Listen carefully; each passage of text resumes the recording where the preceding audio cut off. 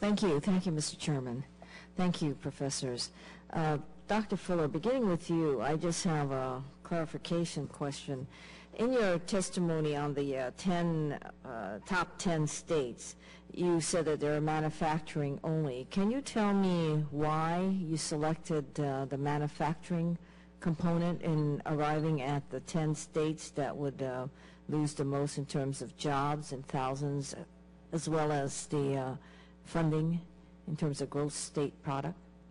Well, if I left the impression it's only manufacturing, I misspoke. What we reduced was DoD spending for equipment, which starts with manufacturing, but it also supports a very, very large, almost 8 jobs in non-manufacturing for every 1 job in manufacturing. So the job numbers that I have here include manufacturing and all of the corollary jobs or support jobs that go with those industries. So it would be like a multiplier impact of loss of 1 job in manufacturing and DoD-related situation, and then how it affects the other ancillary.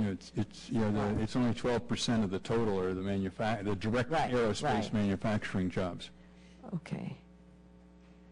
And you said that if you were to translate that to personnel, just loss of personnel, it would have you would have a different ranking of the states. It could very well, and if it included the purchase of oil and other kinds of support commodities that the military consumes. I don't know what the answer is, but I suspect Virginia gets more DoD spending of all kinds on a per capita basis than Texas and California, but Texas was #1 last year in total. So there might be some rearrangement of the ordering in this. And is that readily available, so if you could give it to us, or is that something you'd have to calculate? No, it's published every year. It'd be easy to get it for you. Thank you very much. Both Dr. Feldstein as well as Dr. Morici have made strong testimony on on China, and I represent Hawaii, so you can imagine my interest in the Pacific. Dr. Feldstein, first beginning with you, you said something in your testimony that I was interested in, and you said that we have to define the debt and GDP ratio, and you said about 50%. Did I hear you correctly? And then you said you get deficit down to 2 to 3% of GDP. Was that something you're... Historically, our debt ratio has been 50% or a bit less for decades now, but it's getting way out of control. And to get it back to that, it would take bringing the deficit, the annual deficits, down to the 2 to 3% range. Of GDP? Of GDP. So that I'm clear, for example, if we agree GDP is almost 14.7 trillion, somewhere around there, and the debt that you're speaking to that we would have to get it down to would be about 7 point whatever. Are we talking about the same thing? If it were to be true today, yes. Right. Exactly. Thank you. Dr. Morici, you said in your testimony something that caught my eye.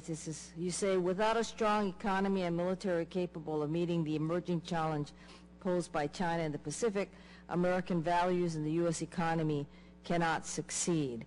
And then you said something else, which was, I'm going to ask you how you relate the two or what you think we should do. You said large American multinationals which have invested in China to serve the market have become clients of Beijing's protectionism and invested in the Middle Kingdom mercantilism. I haven't heard Middle Kingdom used in a while.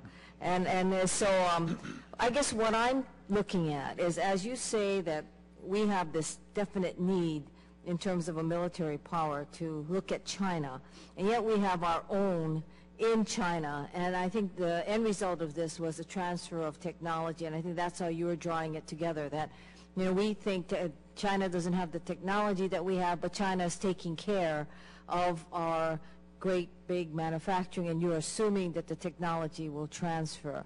So can you tell me how you are putting these two statements in, and what you think the ultimate result's going to be if we let this continue?